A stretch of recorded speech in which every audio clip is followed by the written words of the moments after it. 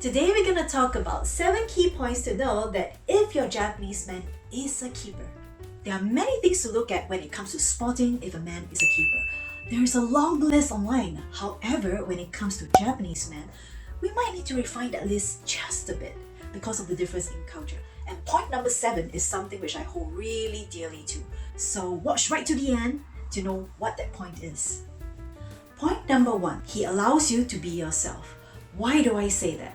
Because in Japanese culture, there is a sense of conformity and people tend to have some fixed expectations about how a Japanese woman or how a woman should be like. If he loves you for the way you are, he wouldn't expect you to change your character or even your physical size, and he will love you for the way you are. He's definitely the keeper.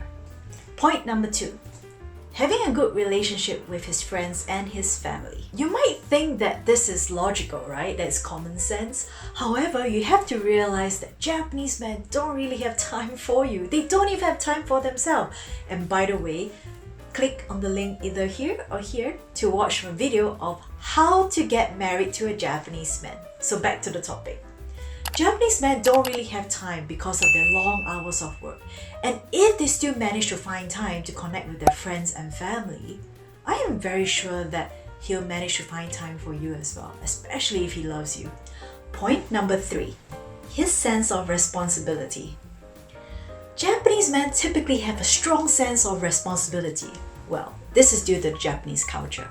However, there might be some who are maybe a bit different. If your man thinks about the future, observe his behavior. He's most likely going to be very responsible when it comes to your relationship as well. Point number 4. Action speaks louder than words. As some of you might have already known, Japanese men are not exactly big on verbal communication. However, sometimes their actions actually do speak louder than words. For example, he doesn't like taking out the garbage, but he still do it anyway because he knows that you don't enjoy doing it. Doesn't it say a lot about him? Point number 5. Willingness to compromise.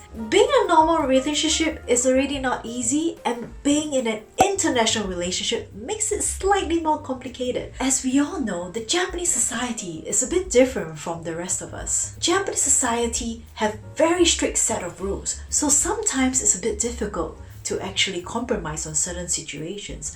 So if your man understands how to compromise, it will save you a lot of pain. And this brings us to point number 6. He is excited to see you succeed.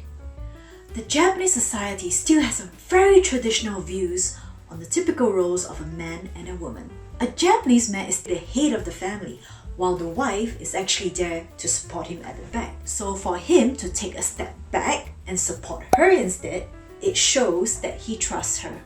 And then we come to willingness to do couples counseling. So the truth is, both me and my hubby have gone for premarital counseling, and it is one of the best decisions that we have ever made because it made us realize how different we are, and it also helped us align our goals for our future. I've learned that it is not typically in the culture for Japanese people to get counseling, so they might be a bit apprehensive about it. However, if he agrees to it, I think it's really a golden opportunity. If you're able to find a Japanese man who is willing to go for any form of counseling with you, it shows that he treasures your relationship a lot. But first, you need to know how to find a Japanese man that is willing to marry you. Watch my video here where you can find out how to get a Japanese man to marry you. Or here where you can see live with my hubby and see what we do live on the daily. Here are my vlogs.